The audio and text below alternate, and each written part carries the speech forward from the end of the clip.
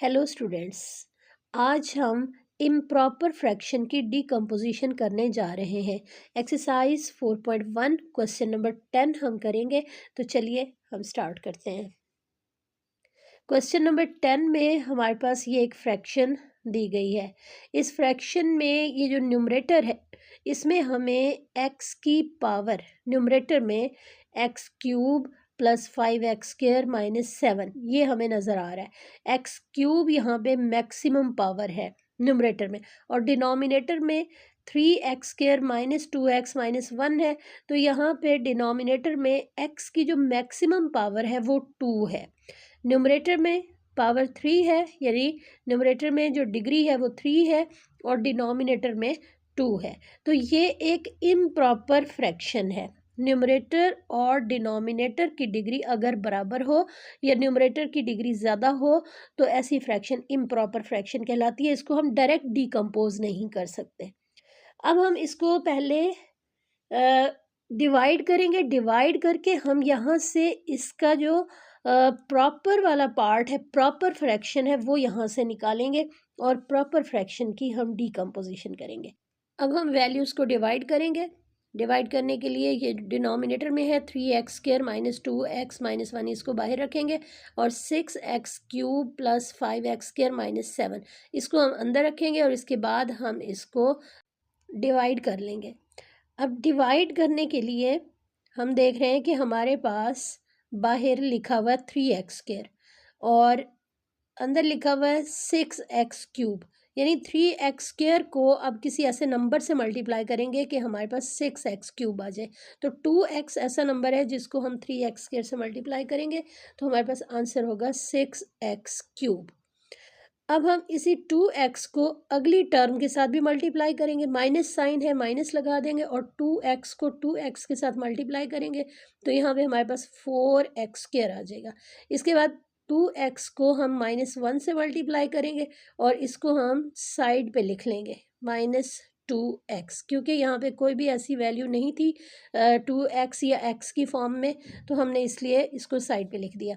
अब यहाँ पे ये जो हमने सेकंड टर्म लिखी है इसके साइन चेंज हो जाएंगे। अब 6x क्यूब के साथ कैंसिल हो जाएगा।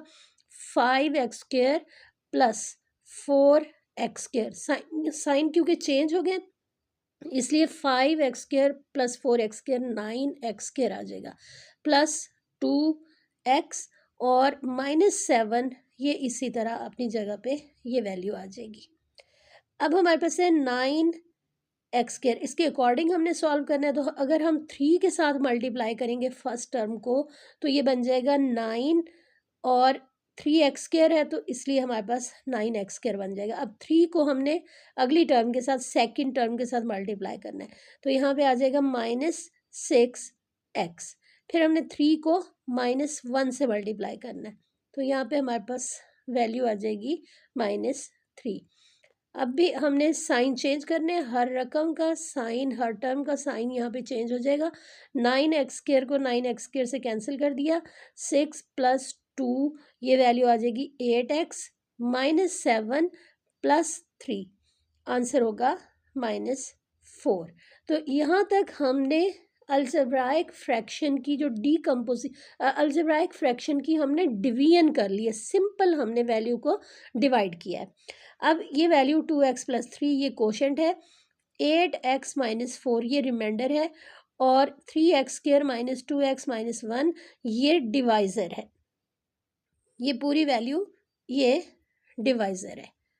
तो अब ये जो फ्रैक्शन है इम्प्रॉपर फ्रैक्शन, इसको हम ऐसे लिखेंगे कि हम पहले लिखेंगे कोशेंट, कोशेंट को हम साइड पे लिख लेंगे। इसके बाद आगे फ्रैक्शन में हम लिखेंगे रिमाइंडर ओवर डिवाइज़र। अब ये जो कोशेंट है, क्योंकि ये कंप्लीट नंबर है, मुकम्मल अदद है, होल नंबर है, तो इसके आगे हम प्लस साइन भी डाल सकते हैं। और ये जो रिमाइंडर ओवर डिवाइज़र लिखा हुआ है ये हमारे पास एक प्रॉपर फ्रैक्शन आ गई है। कोशेंट हमारे पास है 2x प्लस 3, ये लिख देंगे, इसके आगे प्लस साइन डालेंगे। रिमाइंडर 8x माइनस 4 है, ये हम यहाँ पे लिख देंगे, और इसके डिनोमिनेटर में हम लिखेंगे 3x² माइनस 2x माइनस 1। अब 2x प्लस 3 ये होल नंबर, और ये जो fraction 8x minus 4 over 3x² minus 2x minus 1, ये अब हमारे पास प्रॉपर फ्रैक्शन है। देखने से भी हमें पता चल रहा है कि 8 के साथ x है, यानी x की पावर 1 है, और ये 2x प्लस 3 ये होल नंबर है, मुकम्मल अदद है, कंप्लीट नंबर, इसको कोई भी नाम आप दे सकते हैं। और ये जो वैल्यू है ये हमारे पास एक प्रॉपर फ्रैक्शन है, क्योंकि इसमें न्यूमरेटर में x की पावर 1 और डिनोमिनेटर में x की पावर है मैक्सिमम पावर 2। तो ये न्यूमरेटर में पावर कम है, डिनोमिनेटर में ज़्यादा है, तो ये हमारे पास एक प्रॉपर फ्रैक्शन आ गई। अब हम यहाँ से इस प्रॉपर फ्रैक्शन को कंसिडर करेंगे और इसकी हम डिकम्पोजिशन करेंगे। इम्प्रॉपर फ्रैक्शन है तो वहाँ से होल नंबर बाहर निकालते हैं और हमेशा प्रॉपर फ्रैक्शन की डिकम्पोजिशन करते हैं। अब ये जो हमारी प्रॉपर फ्रैक्शन है, इसका जो डिनोमिनेटर है 3x² माइनस 2x माइनस 1, इसको हम फैक्टराइज कर लेते हैं, इसके हम 2 फैक्टर बना लेते हैं ताकि आगे जब हम डिकम्पोजिशन करें तो हमें कोई प्रॉब्लम ना हो। 3x² माइनस 2x माइनस 1, इसमें अब हम मिड टर्म को ब्रेक करेंगे, और मिड टर्म को ब्रेक करते हुए हम यहाँ पे लिखेंगे -3x प्लस x, और अब पहली 2 रकमों में से 3x कॉमन ले लेंगे, और आगे जो 2 रकमें हैं x और माइनस इनमें 1 कॉमन है, तो यहाँ से हम 1 को कॉमन लेंगे और x माइनस 1 आ जाएगा। अब हमारे पास ये 2 फैक्टर बन गए, एक बन गया 3x प्लस 1 और दूसरा फैक्टर आ गया है x माइनस 1। इसका मतलब है कि 3x² माइनस 2x माइनस 1, इसको हमने सॉल्व करके फैक्टराइज करके 3x plus 1 into x minus 1 हमने लिख लिया। इनको हम, ये जो 2 फैक्टर हैं इनको हम इंटरचेंज भी कर सकते हैं, x माइनस 1 को पहले और 3x प्लस 1 को हम बाद में भी लिख सकते हैं, इससे कोई फ़र्क नहीं पड़ेगा। अब हम वैल्यूज़ को क्लैरिफाई करके लिख लेते हैं। हमारे पास क्वेश्चन था 6x³ प्लस 5x² माइनस 7, और इसके डिनोमिनेटर में था 3x² माइनस 2x माइनस 1, और इसको सॉल्व करके सिंप्लीफाई करके हमने यहाँ से 2x प्लस 3 होल नंबर इसको हमने लिख दिया। इसके बाद हम प्रॉपर फ्रैक्शन लिखेंगे और इसके बाद हम उसको आगे उसकी जो डीकम्पोजिशन है वो हम स्टार्ट कर देंगे। अब हमारे पास ये जो प्रॉपर फ्रैक्शन है ये हमारे पास रह गई थी 8x माइनस 4, और इसका जो डिनोमिनेटर है, डिनोमिनेटर को हम सिंप्लीफाई कर चुके हैं। डिनोमिनेटर की जगह पे अब हम लिख सकते हैं x minus 1 into 3x plus 1। ये जो 2 फैक्टर हमने बनाए हैं ये दोनों फैक्टर्स हम यहाँ पे पुट कर देंगे, यानी x minus 1 into 3x plus 1, ये हम यहाँ पे लिख लेंगे, और ये हमारी मेन इक्वेशन बन गई है। यानी हम जब अपने क्वेश्चन को सॉल्व कर लेंगे, सॉल्व करने के बाद हम यहाँ पे वैल्यूज़ पुट करेंगे। इसको हम इक्वेशन m कह लेते हैं, इसको हम कोई भी नाम यहाँ पे दे सकते हैं, 1 2 3 कोई भी आप यहाँ पे इसको कंसिडर कर लें। ये मेन इक्वेशन है, इसको हमने इक्वेशन m का नाम दे दिया। अब यहाँ से ये जो 8x minus 4 over x minus 1 into 3x plus 1 है, ये एक प्रॉपर फ्रैक्शन है, प्रॉपर पार्ट है। इसकी हम डिकम्पोजिशन करेंगे और इसका जो भी आंसर होगा वो हम यहाँ पे लाके इस इक्वेशन में पुट कर देंगे, या फिर हम उसके साथ होल नंबर लिख लेंगे। अब हम कंसिडर कर रहे हैं 8x minus 4, 8x minus 4 divided by x minus 1 into 3x plus 1। अब ये जो डिनोमिनेटर में है x माइनस 1 और 3x प्लस 1, ये दोनों लीनियर फैक्टर हैं क्योंकि इनकी पावर दोनों की 1 है, तो हम लिखेंगे a over first factor plus b over second factor, क्योंकि ये दोनों लीनियर है और नॉन रिपीटेड फैक्टर हैं, इनमें कोई भी फैक्टर जो है वो दूसरे से मिलता जुलता नहीं है, डिफरेंट फैक्टर है। x-1 और 3x+1 ये दोनों डिफरेंट है। अब ये इक्वेशन जिसको हमने डिकम्पोज करके लिख लिया, इसको इक्वेशन ए लिख लेंगे और इसको सिंप्लीफाई करेंगे, और सिंप्लीफाई करने के बाद हम ए और बी की वैल्यू इसमें पुट करेंगे। ए और बी की वैल्यू फाइंड करके हम यहाँ पे इक्वेशन ए में पुट कर देंगे। अब इस इक्वेशन ए को सॉल्व करने के लिए हम इक्वेशन ए के लेफ्ट साइड पे और राइट साइड पे हम इन दोनों फैक्टर्स को यानी x-1 और 3x+1 इसको लेफ्ट साइड पे भी मल्टीप्लाई करेंगे, और राइट साइड पे ये जो दो फ्रैक्शंस दी हुई हैं हर एक के साथ हमने इसको मल्टीप्लाई करना है। तो हम लिखेंगे a ओवर x-1, इसके साथ मल्टीप्लाई कर देंगे x-1 इंटू 3x+1। दूसरी फ्रैक्शन हमारे पास है b ओवर 3x+1, इसके साथ भी हमने ये दोनों फैक्टर्स मल्टीप्लाई करने हैं। और लेफ्ट साइड पे हमारे पास है 8x-4, इसमें भी हम ये दोनों फैक्टर्स जो कि डिनोमिनेटर में मौजूद है, इन दोनों के साथ हम इसको लेफ़्ट साइड को भी मल्टीप्लाई कर देंगे। यानी लेफ़्ट साइड और राइट साइड पे हमने ये दोनों फैक्टर्स मल्टीप्लाई कर दिए। जब हम लेफ़्ट साइड पे मल्टीप्लाई करेंगे, यहाँ पे हम लिखेंगे x-1 इंटू 3x+1। तो अब ये जो x-1 है न्यूमरेटर में है, ये डिनोमिनेटर के साथ कैंसिल हो जाएगा, और 3x+1 भी कैंसिल हो जाएगा, यानी लेफ्ट साइड पे दोनों फैक्टर कैंसिल हो जाएंगे। राइट साइड पे जो सेम फैक्टर्स हैं वो कैंसिल हो जाएंगे। x-1 हमने लिखा और इसके साथ हम लिखेंगे 3x+1। अब ये जो सेम फैक्टर है यहाँ पे कैंसिल होंगे, और जो डिफरेंट फैक्टर है वो यहाँ पे मल्टीप्लाई हो जाएगा a के साथ या b के साथ।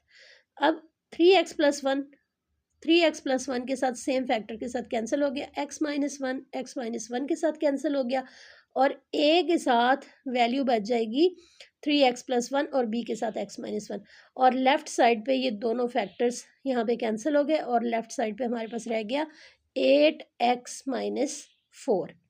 तो यहाँ पे हम लिख लेंगे 8x-4 equal a into 3x+1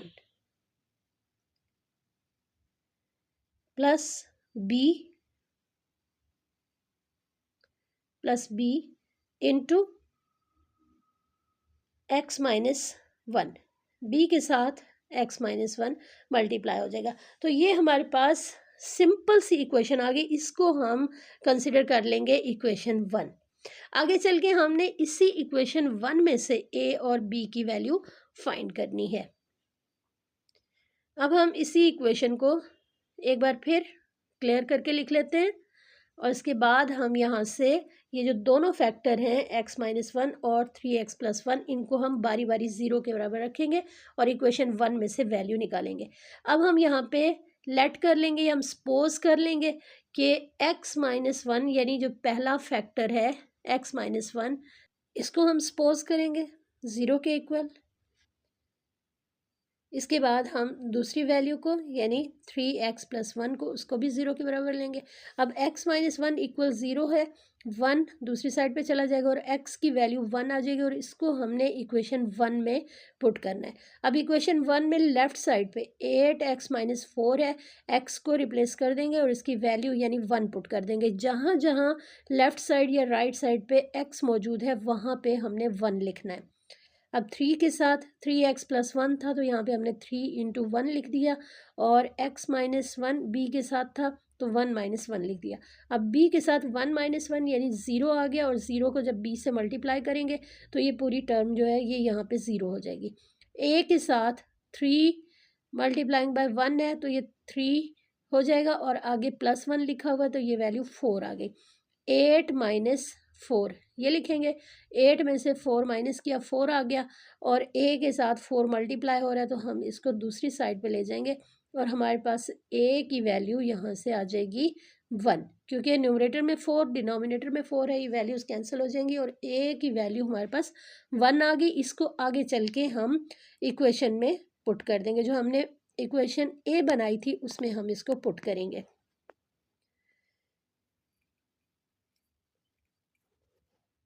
अब हम दूसरा फैक्टर ले लेंगे, दूसरा फैक्टर लेने से पहले हम इक्वेशन को यहाँ पे लिख लेंगे, इक्वेशन को क्लैरिफाई कर लेंगे ताकि हमारे लिए वैल्यूज़ पुट करना आसान हो जाए।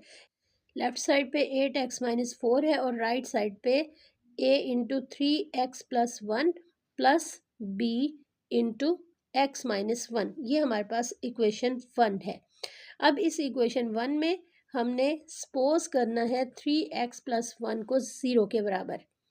अब हम यहाँ पे लिखेंगे लेट 3x+1 इक्वल 0। 1 को दूसरी साइड पे ले जाएंगे, ये वैल्यू हमारे पास आ जाएगी 3x इक्वल -1। 3 को दूसरी साइड पे ले जाके इसको हम डिवाइड करेंगे तो x की वैल्यू आ जाएगी -1/3, यानी कि x की वैल्यू हमारे पास है -1/3 और ये वैल्यू हम इक्वेशन 1 में पुट करेंगे। इस इक्वेशन 1 में हमने b के साथ साइन नहीं लिखा हुआ, b के साथ प्लस साइन आना था, वो हम अभी लिख लेंगे। 8x-4, x की जगह पे हम लिख देंगे -1/3 -4, a के साथ हम लिखेंगे 3 इंटू -1/3 प्लस 1। इसके बाद आगे यहाँ पे हमने प्लस b लिखना है, यहाँ पे प्लस साइन डालना हम भूल गए थे, यहाँ पे प्लस लिख लेंगे और आगे हम लिखेंगे b इंटू x-1। x की जगह पे अब इसकी वैल्यू यानी -1/3 ये हम यहाँ पे पुट कर देंगे, b इंटू -1/3 -1। अब a के साथ जो वैल्यूज़ है इनको अगर हम सिंप्लीफाई करें 3 से कैंसिल हो जाएगा और a के साथ वैल्यू आ जाएगी -1 + 1, आंसर होगा 0, यानी a वाली टर्म 0 हो गई। और b के साथ -1/3, -1 है, इसको हम सिंप्लीफाई करेंगे, -1/3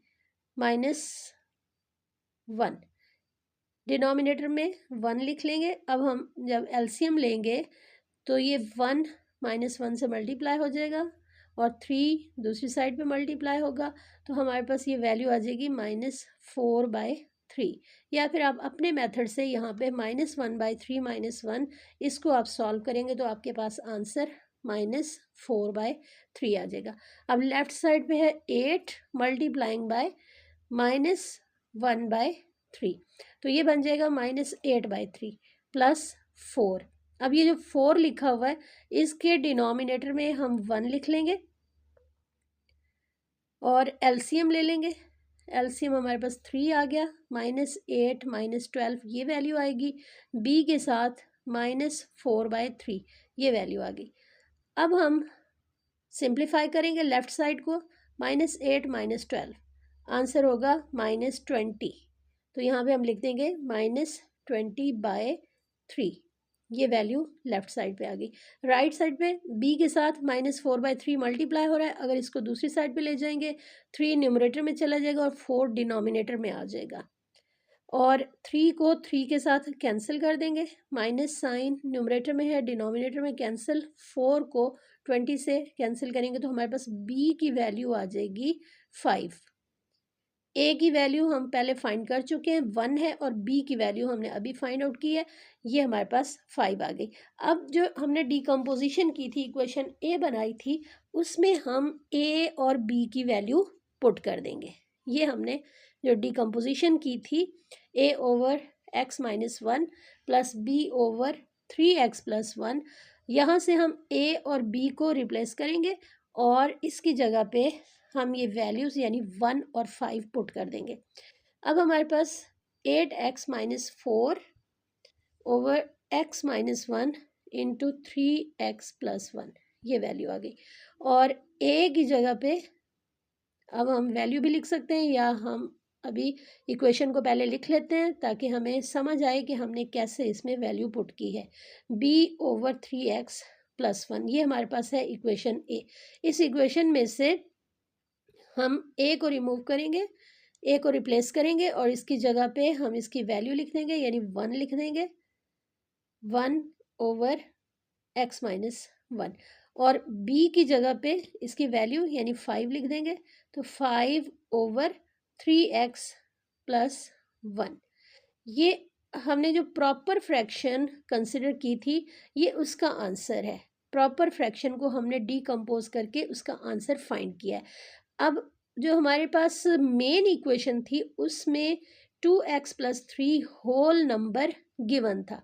इसका मतलब ये है कि अब ये जो हमने वैल्यूज़ फाइंड आउट कर ली हैं, इसमें हम 2x+3 ये हम यहाँ पे पुट कर देंगे, तब ये हमारा आंसर जो है ये कंप्लीट होगा, क्योंकि इस होल नंबर को हम छोड़ नहीं सकते। हमने होल नंबर को डिकम्पोजिशन में यूज़ नहीं किया, हमने सिर्फ यहाँ वहाँ से प्रॉपर फ्रैक्शन हमने ली थी और उसको हमने सॉल्व किया था। अब ये होल नंबर हम इसके साथ एज इट इज़ लिख देंगे। ये होल नंबर लिख दिया और ये जो डिकम्पोजिशन हम कर चुके हैं, इस डिकम्पोजिशन को हम यहाँ पे लिख देंगे। तो ये जो गिवन इक्वेशन हमारे पास है, ये उसका आंसर आ गया। ये 2x+3 हमने एक साइड पे भी लिखा है, दूसरी साइड पे भी हम इसको लिखेंगे।